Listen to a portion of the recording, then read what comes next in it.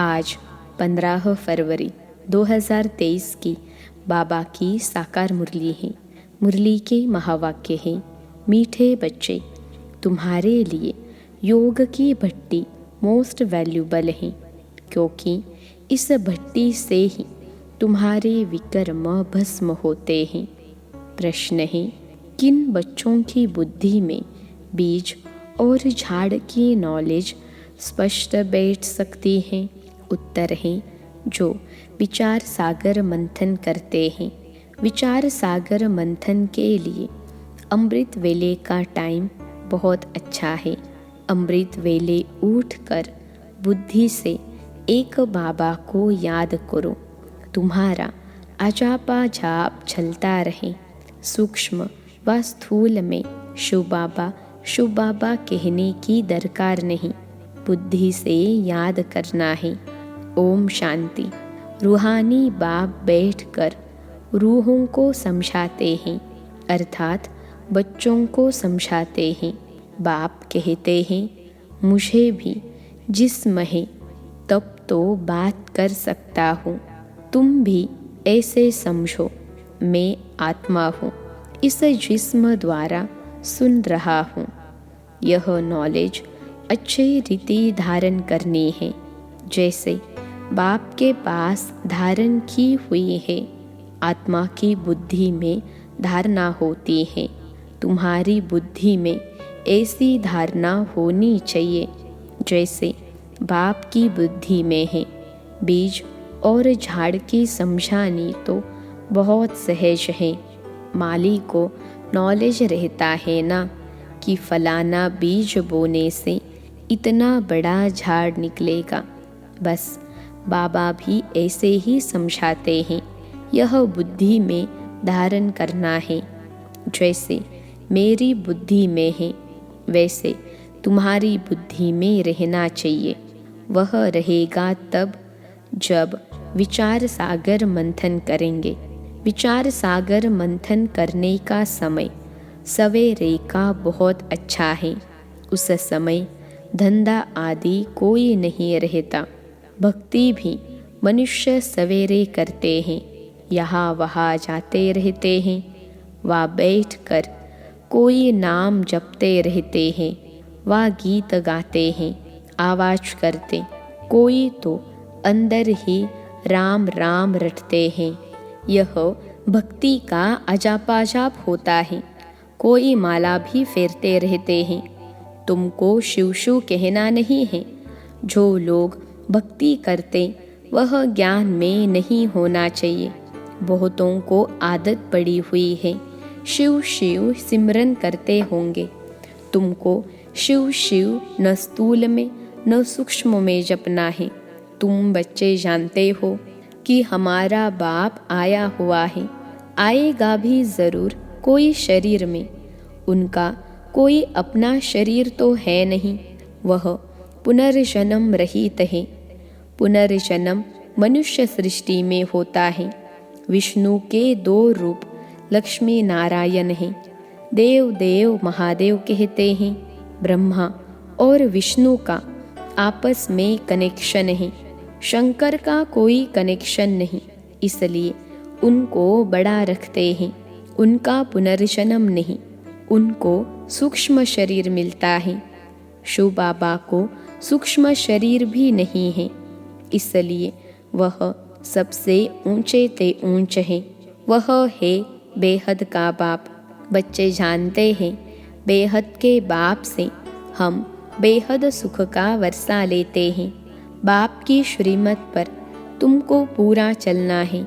जो खुद याद करते हैं, औरों को याद कराते हैं, वह जैसे बाबा के मददगार हैं। बाप और वर्षे को याद करना है। बच्चों को समझाते रहते हैं। तुम्हारे अब 84 जन्म पूरे हुए हैं, बाकी थोड़ा टाइम है। नाटक में एक्टर समझते हैं, अभी बाकी आधा घंटा है, फिर हम घर जाएंगे। टाइम देखते रहते हैं। तुम्हारी तो बेहद की बहुत बड़ी घड़ी है। समझाया है कि अब घर चलना है। बाप को याद करने से तुम्हारे विकर्म विनाश होंगे और कोई शास्त्रों में ऐसा सहज योग है नहीं। वह तो बहुत हठयोग करते हैं, बहुत मेहनत करते हैं, जो तुम माताएं कर न सको। तुमको हठयोगियों के मुहाफिक आसन नहीं लगाना है।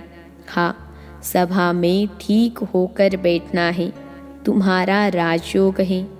टांग पर टांग चढ़ा कर बैठना, ऐसे राजयोग में बैठने से नशा चढ़ेगा। हठयोग में दोनों टांग चढ़ाते हैं।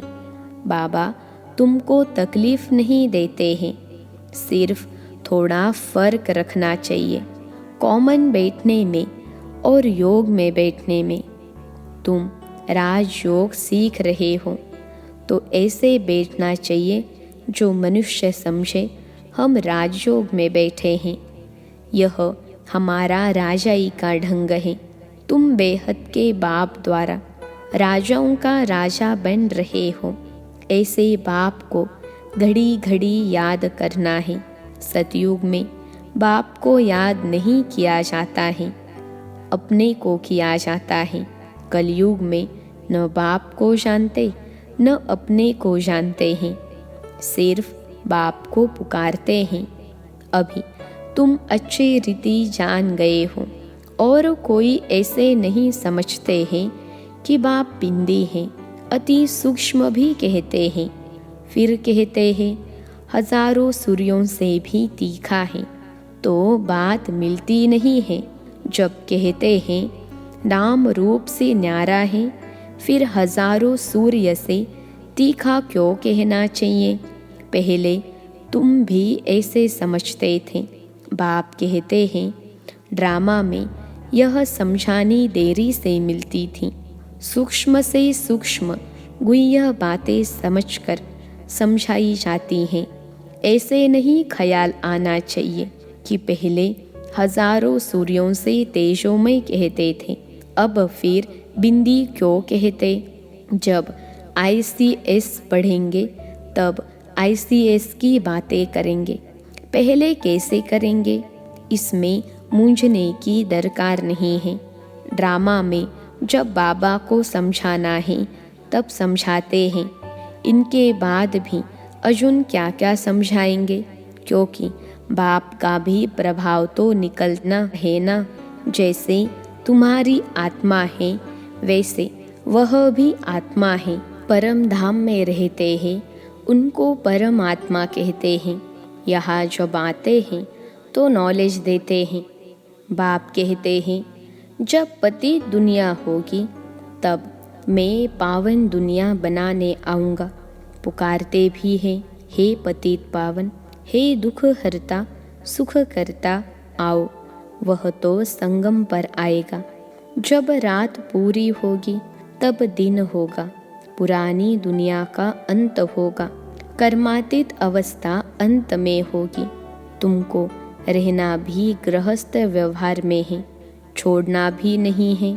शरीर निर्वाह अर्थ व्यवहार करते हुए कमल फूल समान पवित्र रहना है।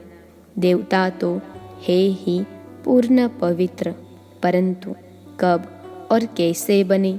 जरूर पुरुषार्थ किया तब तो प्रालब्ध पाई, पुरुषार्थ अनुसार प्रालब्ध बनी। जैसा कर्म वैसी प्रालब्ध, यह तो चलता ही रहता है। अभी तो तुमको कर्म सिखलाने वाला बाप मिला है, उनको अच्छी रीति याद करना चाहिए। तुम एडॉप्टेड बच्चे हो। मारवाड़ियों में एडॉप्शन बहुत होती है, तुम्हारी भी एडॉप्शन है। तुम इनके गर्भ से नहीं निकलते हो। एडॉप्शन में दोनों बाप याद रहते हैं, अंत तक जानते हैं कि हम असुल किसका था, अब इनकी गोद के बच्चे बने हैं। तुम भी जानते हो हम किसके थे और किसके बने हैं। मैं एडॉप्ट हुआ हूँ परम पिता परमात्मा के पास। वह है स्वर्ग का रचयिता। उनकी रचना कितना समय चलती है? आधा कल्प। नरक का रचयिता है रावण। उनका भी आधा कल्प राज्य चलता है। सतो प्रधान से तमो प्रधान बनते हैं। यह समझ की बात है। कुछ समझ में न आए तो पूछना चाहिए। जब सूर्य चांद को ग्रहण लगता है तो कहते हैं दे दान। सूर्य चांद को माँ बाप कहा जाता है। यहाँ भी मेल फीमेल दोनों को ग्रहण लगता है तब कहते हैं 5 विकारों का दान दे दो। वह तो वर्ष में 1-2 वारी ग्रहण लगता है।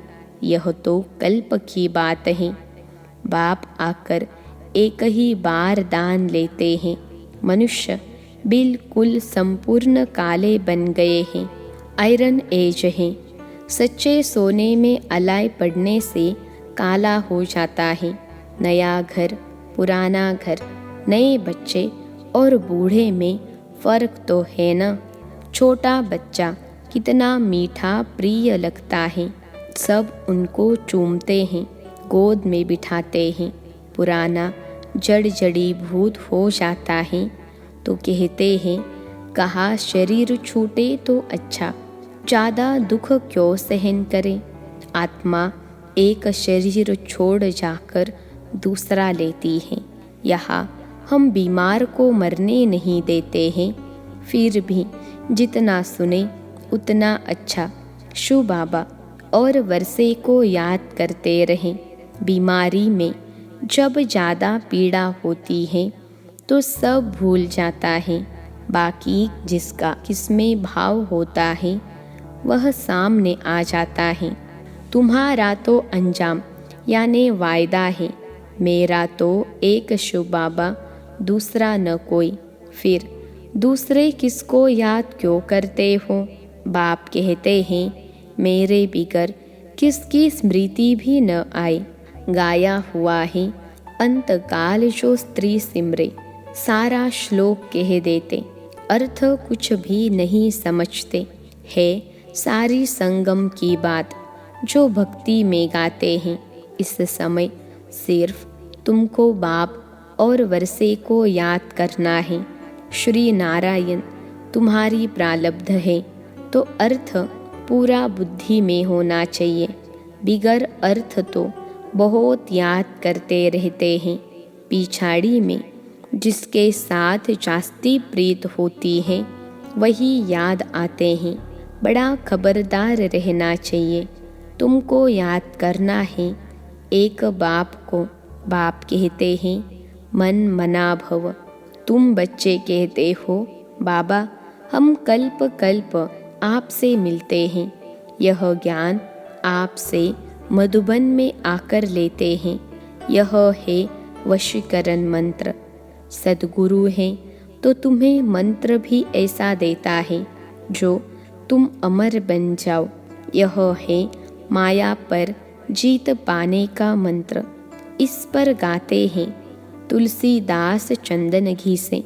यह भी अब की बात है जो बाद में गाई जाती है। तुम बच्चों को राज तिलक मिल रहा है बाप और वर्षे को याद करने से। बाप और बादशाही को याद कर शरीर छोड़ेंगे तो राजाई तिलक मिल जाएगा। एक को तो नहीं मिलेगा। माला 108 की भी है, 16,108 की भी है।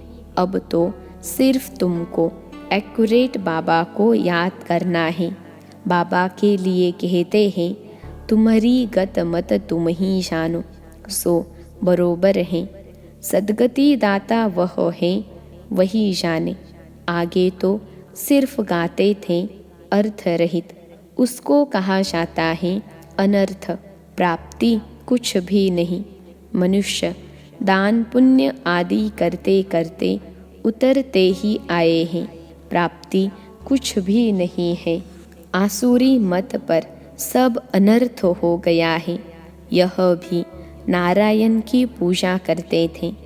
अब फिर पुजारी से पूज्य बन रहे हैं प्रैक्टिकल में। अब तुम बच्चे जानते हो शू बाबा हमको पढ़ाते हैं, यह तो पक्का याद रखना है, नहीं तो विकर्म विनाश नहीं होंगे। यह योग की भट्टी मोस्ट वैल्यूबल है, मुक्ति भी मिलती है ना। कोई कहते हैं हमको मन की शांति चाहिए, परंतु पहले यह बताओ तुमको अशांत किसने किया? ज़रूर पहले शांति थी, अभी अशांत बने हो, तब तो शांति मांगते हो। शांति तो सारी दुनिया में चाहिए, एक को शांति मिलने से कुछ हो न सके। एक को शांति मिलने से सारी दुनिया में थोड़े ही शांति हो सकेगी। अशांत किसने किया है? मूंझ पड़े हैं, समझाया जाता है शांति धाम सुख धाम और यह है दुख धाम। सुख धाम में मनुष्य बहुत थोड़े थे, उस समय बाकी सब आत्माएं शांति धाम में थीं। तुमको शांति वहाँ मिलेगी, यहाँ तो मिल न सके। यहाँ तो है ही दुख धाम, दुख में अशांति होती है। यह तो बहुत सहज है, किसको भी समझाना। सुख शांति का वर्षा देने वाला एक ही बाप है। सतयुग में सुख शांति दोनों ही हैं। यहाँ आत्मा चाहती है कि मेरा मन शांत हो, तो जाओ तुम अपने घर परम धाम, परंतु पतित फिर जा भी न सके। इसलिए बाप समझाते हैं मुझे याद करो तो अंतमति सो गति हो जाएगी। बाप और वर्षे को याद करो, परंतु माया ऐसी है जो पवित्र बनने नहीं देती है। अबलाओं पर देखो कितने अत्याचार होते हैं, विश्व बिगड़ रह न सके। बाबा के पास अनेक प्रकार के समाचार आते हैं। सबसे बड़ी हिंसा काम महाशत्रु की है। बाप कहते हैं बच्चे विष छोड़ो, काला मुंह नहीं करो, तो कहते हैं कोशिश करेंगे। यह जहर है, आदि मध्य अंत दुख देने वाला है, परंतु तकदीर में नहीं है तो सुनते ही नहीं है। आत्माओं को बाप बेट समझाते हैं आज से विकार में नहीं जाना, तो मुंह नीचे कर देते हैं। अरे काम महाशत्रु हैं, यह अच्छा थोड़े ही हैं। यह है ही विशेष वर्ल्ड, सब पतित हैं। सतयुग में सभी संपूर्ण निर्विकारी हैं। अच्छा, माता पिता बाप दादा के कल्प अथवा 5000 वर्ष के बाद मिले हुए मीठे मीठे खिलते बच्चों को याद प्यार और गुड मॉर्निंग। रूहानी बाप की रूहानी बच्चों को नमस्ते। हम रूहानी बच्चों की सिखिलते रूहानी माता पिता बाप दादा को याद प्यार गुड मॉर्निंग और नमस्ते बाबा नमस्ते। धारणा के लिए मुख्य सार पहली पॉइंट है, टाइम बहुत थोड़ा है, इसलिए बाप का पूरा पूरा मददगार बनकर रहना है। बाप और वर्षे को याद करना है और दूसरों को भी कराना है। दूसरे पॉइंट है, अंत समय में एक बाप की याद रहे, इसके लिए दिल की प्रीत एक बाप से रखनी है। बाप बिगर और कोई की स्मृति न आए, इसके लिए खबरदार रहना है। आज का वरदान है सोचना, कहना और करना, इन तीनों को समान बनाने वाले बाप समान संपन्न भव। सोचना, कहना और करना, इन तीनों को समान बनाने वाले बाप समान संपन्न भव।